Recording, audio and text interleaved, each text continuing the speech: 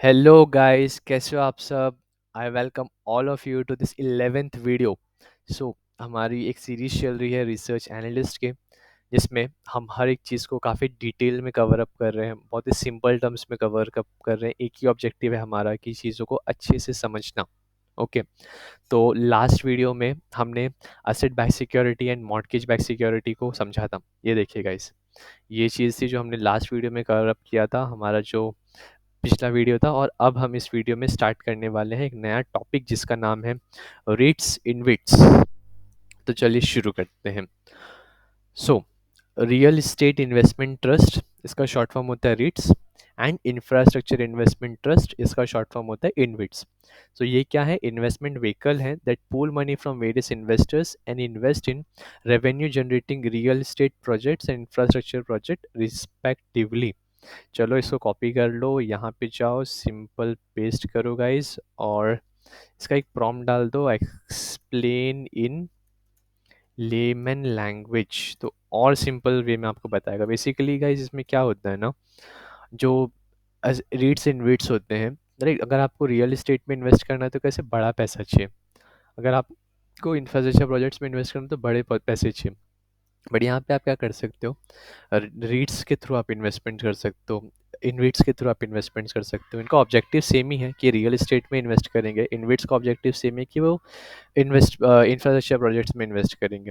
But यहाँ पे आपको बड़ा पैसा देने की ज़रूरत नहीं, आप थोड़ा स्मॉल अमाउंट का भी इन्वेस्टमेंट कर सकते हो।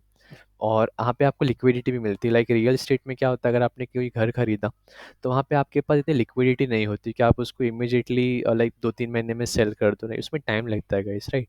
बट यहाँ पे कैसा है कि आप विद इन कुछ डेज़ के अंदर ही आप इसको सेल कर सकते हो और आपके पैसे वापस आ जाएंगे। तो लिक्विडिटी काफ़ी अच्छी मिलती है आपको।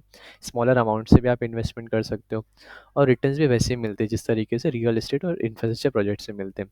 तो good returns, it's small minimum invest starting amount, और लिक्विडिटी। तो ये चीज़ों की वजह से ये चीज़ इतनी पॉपुलर हुई है। तो चलिए गाइस शुरू करते हैं। हमारा आज का टॉपिक जो है, मैंने ये पेस्ट हो चुका है, let's see. REITs, Real Estate Investment Trust and Infrastructure Investment Trust are ways for people to invest in big real estate or infrastructure project without directly owning or managing them. इसमें एक और benefit ये guys, अगर आप real estate में invest करते हो तो दैट मीन्स आप उसको ओन करते हो, बट आपको उसको मैनेज भी करना पड़ेगा। यहाँ पे आप ना उसको ओन करते हो ना आपको उसको मैनेज करना है। Think of them as a mutual fund, but instead of investing in stock, they invest in real estate or infrastructure. Mutual fund क्या करता है, वो इक्विटी में इन्वेस्ट करता है, राइट। तो इसे भी सिमिलरली उसी के जैसे है, बट ये स्टॉक्स में ना इन्वेस्ट करके ये इंफ्रास्ट्रक्चर रियल इस्टेट में इन्वेस्ट करते हैं। चलो, की कॉन्सेप्ट क्या है? Pulling money. पुलिंग मनी क्या होता है? Many investor contribute money to a fund, मतलब बहुत सारे इन्वेस्टर से पैसा कलेक्ट करता है। Fund use this money to invest in large project like office building, shopping malls, right. तो ये सब, और highway bridges and power plants. तो ये सब जगह पे वो लोग पैसा इन्वेस्ट करते हैं। Fund use money to invest in large project like building हो गया, शॉपिंग मॉल हो गया, राइट, हाईवेज हो गए, ब्रिजेस हो गए, पावर प्लांट, तो इसमें इन्वेस्ट करता है। फिर revenue generating project, this projects earn money through rents. Rates में क्या होता है? रेंट्स के थ्रू इन्वेस्ट लाइक पैसा कमाया जाता है। और रेंट और toll, electricity charges etcetera for InvITs, ठीक है। रेंट रीट्स में आता है, टोल और इलेक्ट्रिसिटी चार्जेस इनविट्स में आता है। इस तरह ये रेवेन्यू जनरेटिंग प्रोजेक्ट्स होते हैं। The profits are then shared with the investors as return, simple. तो जो प्रॉफिट, जो रेंट आ रहा है या जो टोल कलेक्ट हो रहा है, जो इलेक्ट्रिसिटी चार्जेस कलेक्ट हो रहे हैं, राइट, या जो असेट, जैसे सपोज रियल एस्टेट बेचा गया तो प्रॉफिट जनरेट हुआ, राइट। तो ये सब चीज़ें जो प्रॉफिट है शेयर की जाती है इन्वेस्टर्स के साथ में। क्या है ये? इन्वेस्टर्स के रिटर्न्स है। तो डिफरेंस बिटवीन रीट्स एंड इनविट्स यहाँ पे दिया हुआ है। तो रीट्स क्या होते हैं? Invest in real estate properties. रीट्स real estate property में इन्वेस्ट करते हैं, लाइक ऑफिस स्पेस, मॉल हो गया, होटल्स हो गए, that generate regular income through rent. जैसे ना, मैं आपको बताऊँ, निर्लॉन नॉलेज पार्क करके एक बहुत बड़ा एक सेंटर है जहाँ पे बहुत सारे ऑफिसेज है उस निर्लॉन नॉलेज पार्क के अंदर। तो वो ऑफिसेज से रेंट आता है, राइस, राइट।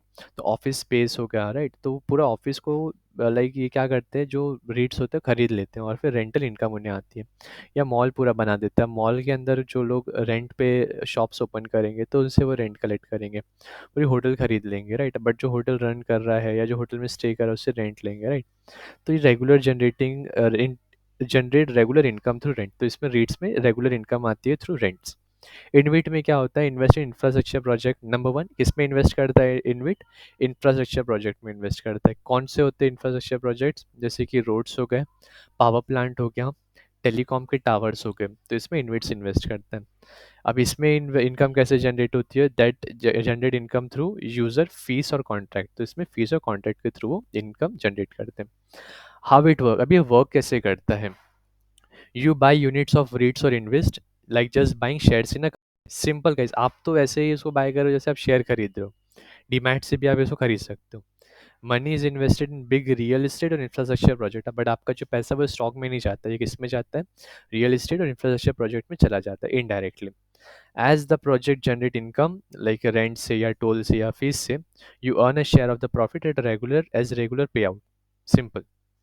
फिर एग्जाम्पल क्या है रीट के, a REIT owns a large office building, companies pay rent to use of office space, this rent is distributed to REIT investors as income. भाई सेम रीट में income as an rent ही उनकी income होती है investors की। इनविट में क्या होता है, an InvIT owns a toll road, drivers pay toll fees to use the road, right? So this fees distributed to invite investors and income. Simple. Why people invest in REITs and InvITs, क्यों लोग invest करते हैं, number one study income के लिए। इसमें भी regular pay out होता है फ्रॉम रेंट और user fees, like regular pay out हो रहा है, लोग जितनी बार लोग वहाँ से जा रहे हैं तो टोल पे कर रहे हैं, इनकम जनरेट हो रहा है। लोग जितनी बार लाइक हर महीने रेंट आ रहा है, रेगुलर इनकम जनरेट हो रहा है, तो स्टडी इनकम मिलती है इसमें। लो एंट्री बैरियर्स नहीं है guys, you don't need a lot of money to invest, unlike buying a whole building और रोड, आप स्मॉल अमाउंट से इसमें इन्वेस्ट कर सकते हो। डाइवर्सिफिकेशन मिल जाए, लाइक स्टॉक्स हैं आपके पास, गोल्ड वगैरह भी काफ़ी है आपके पास। चलो अब रियल एस्टेट में इन्वेस्ट करके देखो, रियल एस्टेट में इन्वेस्ट करने के लिए बहुत बड़ा पैसा चाहिए, तो ना इन्वेस्ट करो डायरेक्टली, रीट और इन्वेस्ट के थ्रू इन्वेस्ट करो, right. Diversification, add real estate और infrastructure to your investment portfolio without directly owning this asset. चलो अब की टेकअवेज देख लेते हैं क्या है। Just allow ordinary investors to earn more from large real estate and infrastructure project without the hassle of owning and managing them. Simple, ये है clear picture. That was REITs and InvITs. चलिए अब आ जाते हैं, हम आगे बढ़ते हैं। As the name indicate this vehicle are formed as a trust, okay. They issue units to investors to raise money, they enjoy favorable tax treatment as long as they meet the necessary regulatory requirement, okay। इसमें ये guys ये कुछ tax के related points है, एक बार ये देख लेते हैं अपन, क्या है ये। सो इसको एक बार पूरा किया, कंट्रोल से कॉपी, चलो सिलेक्ट किए, कॉपी किए, यहाँ पे आए, यहाँ पे इसको पेस्ट कर दिया हमने, एक प्रॉम्प्ट डाल देंगे हम। इस लैपटॉप थोड़ा लैग कर रहा है, आई थिंक मुझे उसको रीस्टार्ट करना होगा। Let me complete this video, फिर मैं एक बार करता हूँ, फिर नेक्स्ट वीडियो में हम नेक्स्ट टॉपिक कवर अप करेंगे। इसको प्रॉम्प्ट दे दिया जाए, एक्सप्लेन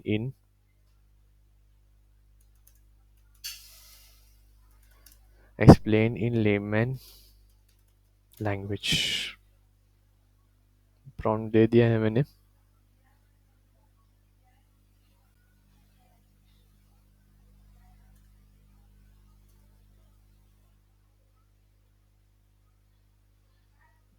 आई बिलीव इसके वजह से अनरिस्पॉन्सिव हो रहेगा, चलो इसको हटा देते हैं, अब बंद हो जाओ। और कुछ भी है क्या साइड पे साइड चालू, तो वो भी बंद कर देते हैं, लेट्स सी। नहीं बस माइक्रोसॉफ्ट क्लिप चैम्प है और ये ओपन है, ठीक है गाइस। चलो आई बिलीव कुछ इशू हो रहा है इसमें, लैग कर रहा है, बट आई होप ये वीडियो बन जाएगा प्रॉपरली, उसके बाद मैं इसको रिजेक्ट करता हूँ।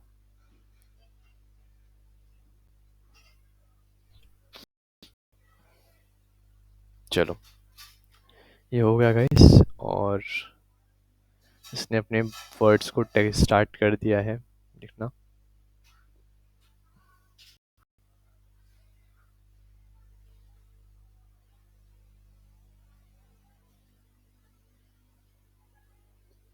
ओके इसको लिखने दीजिए पूरा, तब तक हम थोड़ा वेट करते हैं, and then we will read it, आगे हम समझेंगे इसको। वैसे रीड और इनविट भी ना, like previously I was working in an asset management company, तो मैं क्या करता था, I use to see mutual funds, तो म्यूचुअल फंड के अंदर हम पोर्टफोलियो देखते थे कि उस फंड ने कहाँ कहाँ इन्वेस्ट किया हुआ है। तभी ना मैं एक फ़ंड मेरे नज़र में आया था जिसका नाम था आईसीआईसीआई प्रूडेंशियल का मल्टी एसेट फ़ंड। तो वह जो मल्टी एसेट फ़ंड क्या करता था ना, इक्विटी में भी इन्वेस्ट करता था, डेट में भी इन्वेस्ट करता था, कमोडिटी में भी इन्वेस्ट करता था, रीट्स इन्वेस्ट में भी रीट और इनविट में भी इन्वेस्ट करता था। तो गाइस वहाँ पे मैंने उस चीज़ को सब देखा था और आज मैं उसे प्रैक्टिकली आप लोग को समझा रहा हूँ। तो ये बहुत ही अच्छी चीज़ है गाइस, इससे आगे जहाँ पे भी आप देखोगे तो आपको पता होगा कि एक्चुअली में होता है क्या है रीट एंड इनविट। तो ऊपर हमने समझा रीट में क्या होता है, इनविट में क्या होता है, अभी हम उसको थोड़ा और एक्सप्लेन कर समझ रहे हैं। Here are simplified explanation formed. तो क्या होता है, ये फॉर्म्ड होते हैं as a trust, okay. Both REIT, real estate investment trust, and infrastructure investment trust are structured trust instead of regular companies. तो कंपनीज की तरह नहीं, एक ट्रस्ट की तरह स्टैब्लिश किए जाते हैं। ट्रस्ट क्या होता है? Trust is a legal setup where money from investor is pooled to invest in specific project like real estate और इंफ्रास्ट्रक्चर। मतलब ये बेसिकली क्या करते हैं, ट्रस्ट के जैसे फॉर्म होते हैं। ट्रस्ट में क्या होता है कि पैसा आता है और उसको दूसरी जगह पे इन्वेस्ट कर दिया जाता है, एज अ कंपनी इन्वेस्ट नहीं होते। Issuing units to investor, when you invest in REIT and invest you are buying units. जिसमें क्या मिलता है, जब आप इन्वेस्ट करोगे तो आपको यूनिट्स मिलेंगे। स्टॉक्स में क्या मिलता है, आपको क्वांटिटी मिलती है। Similarly how you buy shares in a company, फिर this unit represent your ownership और शेयर इन द ट्रस्ट। फिर रेज मनी, रेज मनी में क्या लिखा है guys, the trust collect money from people invest by issuing the this units. Collect करते हैं, invest करते हैं और इन्वेस्टर्स को दे give units. In this, if it then use this money to invest in project like office building, malls, REITs और highways और power plant, ये हमने देखा। वो मनी क्या एक रेस करने के बाद क्या करते हैं उससे, ये सब जगह पे इन्वेस्ट करते हैं। फेवरेबल टैक्स ट्रीटमेंट, गाइज ये एक पॉइंट था जो मुझे जानना था। चलो एक बार ये देख लेते हैं फेवरेबल टैक्स ट्रीटमेंट में क्या क्या पॉइंट्स हैं। तो गाइज देयर आर 3 पॉइंट्स, इसे आप अच्छे से समझिए। This trust gets certain tax benefit from the government to encourage investment in real estate and infrastructure। Okay, number 1 point guys, इसको टैक्स बेनिफिट मिलता है क्योंकि गवर्नमेंट चाहती है कि रियल एस्टेट और इंफ्रास्ट्रक्चर में लोग और इन्वेस्टमेंट करें। ठीक है, for example profit made by trust में not be taxed at the trust level but instead when distributed to investors. Okay, मतलब जब क्या होता है ना, कोई भी कंपनी प्रॉफिट अर्न करती है ना तो कंपनी को उस पर टैक्स देना पड़ता है, राइट, कॉर्पोरेट टैक्स। बट यहाँ पे ट्रस्ट जब प्रॉफिट अर्न करता है तो उसको टैक्स देना नहीं पड़ता है। बट जब उस पैसे को इन्वेस्टर्स को दिया जाता है, जब इन्वेस्टर्स कैपिटल एप्रिसिएशन होता है इन्वेस्टर्स का, और जब वो सेल करते हैं तो उस टाइम उनको वो एज अ वहाँ पे उनको इनकम मतलब पे करना पड़ता है interest. That is the thing. तो ये एक अच्छा बेनिफिट है भाई। अच्छा है कि उनको ट्रस्ट को एक्स्ट्रा कुछ टैक्स पे नहीं करना। This ensure investors can earn more return compare to other investment type as long as trust follow all rules and regulation. तो यहाँ पे क्या होता है ना गाइस, जब कंपनी टैक्स पे कर दी है उसके बाद जो प्रॉफिट बचा उसमें से वो पोर्शन देगी अपने इन्वेस्टर्स को, राइट। तो यहाँ पे क्या होगा, कंपनी ने ऑलरेडी पे कर दिया है उनका टैक्स, फिर जो बचा है उसमें से इन्वेस्टर्स को प्रॉफिट मिल रहा है। बट जैसे इमेजिन करिए ट्रस्ट ने तो जो प्रॉफिट हुआ पूरा का पूरा ही इन्वेस्टर्स को डिस्ट्रीब्यूट कर दिया है। तो यहाँ पे ज़्यादा प्रॉफिट होता है बिकॉज यहाँ पे टैक्स नहीं पे करते trust. This ensure investors can earn more return compare to other investment type as long as the trust follow all rules and regulation, ये भी हमने पढ़ा। सो इसका एक एग्जाम्पल भी दिया है इन्होंने यहाँ पर। Imagine a REIT that owns a large shopping mall. ठीक है, एक लार्ज शॉपिंग मॉल है, एग्जाम्पल हम आरसीटी मॉल पकड़ते हैं। It raise money from 1000 investors by selling units. ठीक है, 1000 इन्वेस्टर्स ने उस रीट में पैसा लगाया है। This investor now own share of the trust. तो इन्वेस्टर्स को ट्रस्ट का जो शेयर मिल चुके हैं, right. The REIT earn rental income from shops in the mall and distribute most of this money to unit holders। तो जो rental income आ रहा है वो क्या करेंगे, वो जो जो इन्वेस्टर्स ने, जो 1000 इन्वेस्टर्स ने इन्वेस्ट किया उनके साथ वो डिस्ट्रीब्यूट कर देंगे। Because REIT get tax benefit from meeting regulation, the investor get better return than if the income were heavily taxed. Great, very nice. तो ये हो चुका है गाइस। अब हम इसके ही लास्ट दो पैराग्राफ बस बचे हुए हैं। Regulations. A regulation stipulated the minimum amount of the asset that have to be held in the form of revenue generating asset. In case of REITs, 80% of the asset should be held in the form of real estate. Similarly, for InvIT, regulation stipulates that 90% of the unit capital should be invested in revenue generating infrastructure project. These assets can be held directly or through a special purpose vehicle. In the case of both REIT and InvIT, the trust has to distribute 90% of the distributed surplus cash flow to the units holder. चलो इतना part हम करेंगे select, करेंगे इसको copy, आ जाएंगे chat GPT पे। Chat GPT के आने के बाद हम यहाँ पे उसको कर देंगे पेस्ट। हम इसको स्क्रॉल अप करेंगे, HOLDERS होल्डर्स यहाँ पे हमें डालना है। बस लैपटॉप काफ़ी लैग हो रहा है, I need to restart it. बस ये वाला हो जाए फिर I will restart the laptop. और हम नेक्स्ट वीडियो में मिलेंगे। कमोडिटीज़ वहाँ पे मुझे दिख रहा था, हम नेक्स्ट वीडियो में कमोडिटीज़ जानने वाले हैं। चलो इसको प्रॉम्प्ट दे दिया जाए फटाक से, EXPLAIN explain in layman, layman LAY layman LANGUAG layman language. चलो हाँ, तो गाइज मैं ये बता रहा था आपको, जैसे कि लास्ट टाइम मैंने बताया था कि I was working in ICICI prudential asset management company. तो वहाँ पे मैंने एक फ़ंड देखा था, ICICI prudential multi asset fund. तो फंड रीट्स एंड इन्वेस्ट में इन्वेस्ट कर रहा था। तो बेसिकली गाइज देखिए, कोई इन्वेस्टर है जिसको इक्विटी में इन्वेस्टमेंट उसने ऑलरेडी कर रखा है, ओके। और diversification is very important guys. तो डाइवर्सिफिकेशन के लिए आप रीट्स इन्वेट्स में भी इन्वेस्टमेंट कर सकते हो, राइट। जैसे मैंने बताया रियल इस्टेट में, लाइक अगर आप रीट एंड इन्वेट में इन्वेस्ट करते हो तो बेसिकली आप रियल इस्टेट में इन्वेस्ट कर रहे हो। आपको उसको होल्ड नहीं करना है, मैनेज नहीं करना है, स्मॉल अमाउंट से आप इन्वेस्टमेंट कर सकते हो, लिक्विडिटी आपको अच्छी खासी मिल जाती है। और कैसा है यहाँ पे ना, कि जो रेगुलर इनकम आ रहा होता है वो मतलब शेयर कर दी जाती है, टैक्स भी नहीं पे करना पड़ता, बिकॉज ये फॉर्म एज अ ट्रस्ट। तो बहुत सारे बेनिफिट है इनको। चलो एक और मिनिमम यहाँ पे एक चीज़ अपन अंडरस्टैंड कर लेते हैं। Here's an easy understand explanation. Minimum asset requirement, regulation set rules about the type of asset that REIT and invest must hold to make sure they focus on revenue generating investment, right? Regulation set rules about the type of asset that REIT and invest must hold to make sure they are focused on revenue generating investment। तो इन्हें कहाँ पैसा invest करना है REIT इन्वेट्स को? Revenue generating investment करना है। तो रीट के लिए क्या है, at least 80% of trust asset must be invested in real estate projects like office building, malls and और रेसिडेंशियल प्रॉपर्टीज। तो इसी पर 80% प्रॉफिट उनको यहाँ इन्वेस्ट करना है। इनविट के लिए क्या है, it is 90% of the trust asset must be invested in infrastructure project like highways, power plant and telecom towers that generate income. 80-90 का इसे याद रखना, इस पर MCQ आ सकता है। रियल एस्टेट के लिए रीट के लिए कितना है, 80% है, और इनविट के लिए कितना, 90% है, ठीक है।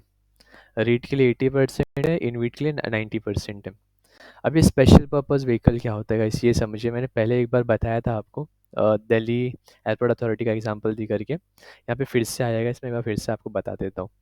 तो स्पेशल पर्पस व्हीकल क्या होता है, REIT and InvIT can hold this asset directly, owning them outright or through a special purpose vehicle, which is separate legal entity such as specifically to own and manage asset. An SPV can make it easier to handle and manage these assets in a structured way।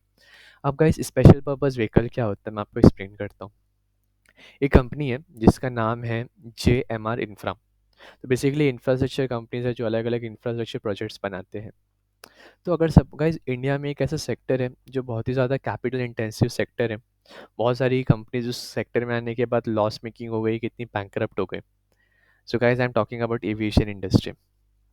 So JMR infra को ना aviation industry में कुछ opportunities दिखी, not into airlines, airports में उन्हें opportunity दिखी। तो उन्होंने क्या कहा, इस सेगमेंट में एंटर करने का ट्राई किया।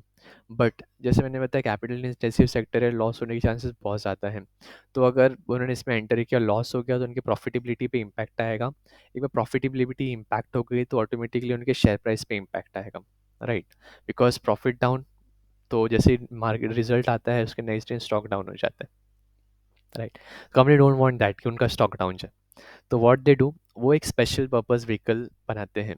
जैसे JMR इंफ्रास्ट्रक्चर के केस में था कि उन्होंने एक स्पेशल पर्पस व्हीकल बनाया था जिसका नाम था Delhi airport authority limited. Basically subsidy उन्हीं, मतलब जो पूरा पैसा लगाया था इस SPV में, वो उन्होंने ही लगाया था, JMR इंफ्रा ने। बट यहाँ पे कहीं पे भी JMR इंफ्रा का नाम नहीं आया। तो उससे होता है क्या, जैसे दिल्ली एयरपोर्ट अथॉरिटी जो है वो एयरपोर्ट्स को मैनेज करती है, राइट। वहाँ से वो कैपिटल मतलब पैसे जनरेट करते हैं, इनकम जनरेट करते हैं वहाँ से। वैसे वहाँ पे उनको लॉस हो भी गया, ठीक है। तो वो जेएमआर इंफ्रा के बैलेंस शीट में दिखाया दिखाया नहीं जाएगा। दैट इज़ अ थिंग, ये उसका एक बेनिफिट है स्पेशल पर्पस व्हीकल का। बट अगर आगे जाकर के एसपीवी सक्सेसफुल हुआ, अच्छा खासा इसमें इनकम जनरेट हुआ, तो फिर वो उसका बेनिफिट ना डेफिनेटली जेएमआर इंफ्रा को मिलेगा। तो वैसा दिस इज़ अ थिंग। सो इस वजह से एसपीवी फॉर्म की जाती है। तो यहाँ पे भी सेम चीज़ है। REIT and InvIT could hold asset directly or through special purpose vehicle, which is a separate legal entity set up specifically to own and manage asset.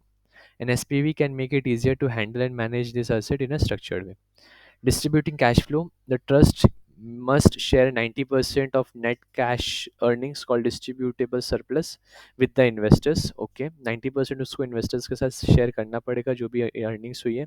This means that most of the money that it make from rent or tolls is given back to investors as income. ये मतलब trust अपने पास नहीं रहा, investors को वापस दे दे रहा है। कितनी अच्छी चीज़ है, मतलब इन्वेस्टर्स के लिए काफ़ी बेनिफिशियल है, राइट। फिर यहाँ पे एक एग्जांपल भी दिया हुआ है इन्होंने। REIT example, a REIT owns an office building and makes income from rent out office space. The REIT has asset worth 100 crore. 80 crore must be invested in real estate projects like building. REIT can distribute at least 90% of the of its rental income to the investor. Okay, तो मतलब जो भी income आ रहा है उसका 90% वो देने वाला है अपने इन्वेस्टर्स को। बेसिकली यहाँ पे क्या है, 80 करोड़ तो उसको रेंटल इनकम, मतलब उसको रीट्स रियल एस्टेट प्रोजेक्ट में ही इन्वेस्ट करना है, वहाँ से जो इनकम आएगी उसका 90% उसको अपने इन्वेस्टर्स को देना है। इनविट का क्या है, an InvIT owns a toll road and earns money from toll fees. The in InvIT has total asset of 100 crore, 90 crore उसको मस्ट भी इन्वेस्ट करना है इंफ्रास्ट्रक्चर प्रोजेक्ट्स में, इन टोल रोड और अदर इंफ्रास्ट्रक्चर जनरेट इनकम। और उसका जो प्रॉफिट हुआ उसका 90% रेवेन्यू किसको देना है, back to the investors. Why this matter? Okay, this regulation ensure that REIT and InvIT stay focused on income producing real estate or infrastructure, protecting investors' interest. वाह यार, इन्वेस्टर्स के बारे में सोच रहे हैं यहाँ पे, कितनी अच्छी बात है। The requirement to distribute most of the earning ensure that investor receive regular income, making this investment attractive for people looking at steady cash flow. Great, very nice. तो ये था गाइस, जिसको हम कहते हैं रीट्स एंड इन्वेस्ट। इसमें से कुछ एमसीक्यूज क्वेश्चन आ सकते हैं रीट इन्वेस्ट में से, मैं एक बार वो बता देता हूँ। तो ये जो है रीट इन्वेस्ट्स, ये क्या होते हैं, ये एक तरीके से फाइनेंशियल इंस्ट्रूमेंट है, ठीक है। ये मनी पूल करते हैं और इन्वेस्टमेंट करते हैं। रियल एस्टेट वाला जो है रीट्स, वो रियल एस्टेट में इन्वेस्ट करेगा। कितना इन्वेस्ट करना है उसको, मिनिमम 80% उसको रियल एस्टेट में इन्वेस्ट करना है, रेवेन्यू जनरेटिंग एसेट होनी चाहिए। इनविट को कितना इन्वेस्ट करना है, मिनिमम 90% इंफ्रास्ट्रक्चर प्रोजेक्ट्स में इन्वेस्ट करना है जो कि रेवेन्यू जनरेटिंग होना चाहिए। जो भी प्रॉफिट उनका होता है उसमें से 90% वो अपने इन्वेस्टर्स को वापस दे देते हैं। इनको टैक्स बेनिफिट मिलता है because they are formed as a trust. REIT और इन्वेस्ट में इन्वेस्टर क्यों इन्वेस्ट करते हैं, बिकॉज उन्हें प्रॉपर्टी को ओन और मैनेज नहीं करना पड़ता है, लिक्विडिटी की प्रॉब्लम नहीं है, छोटे अमाउंट से वो इन्वेस्ट कर सकते हैं, राइट। तो this was real estate investment trust. Next video में हम कमोडिटी को डिस्कस करेंगे। गाइस आई होप आपको ये चीज़ें क्लियर हुई होंगी। मैं कमोडिटी भी इसी वीडियो में करता, बट लैपटॉप काफ़ी ज़्यादा लैग हो रहा है guys, so I need to restart it. So हम नेक्स्ट वीडियो में मिलेंगे, कमोडिटी को बहुत ही डिटेल में हम समझेंगे। सो गाइज आज हम 32 पेज नंबर पे आ चुके हैं। सो कमोडिटी हो गया, कमोडिटी के अंदर ही बहुत सारी चीज़ें हैं, प्रीशियस कमोडिटी ETF, तो ये सब हम डिस्कस करेंगे। सो आई होप आपको चीज़ें क्लियर होंगी गाइस। कुछ भी डाउट आ रहा है, कोई भी क्वेश्चन है, please feel free to reach out to me, I will definitely answer you. Thank you so much for your precious time guys, have a wonderful day.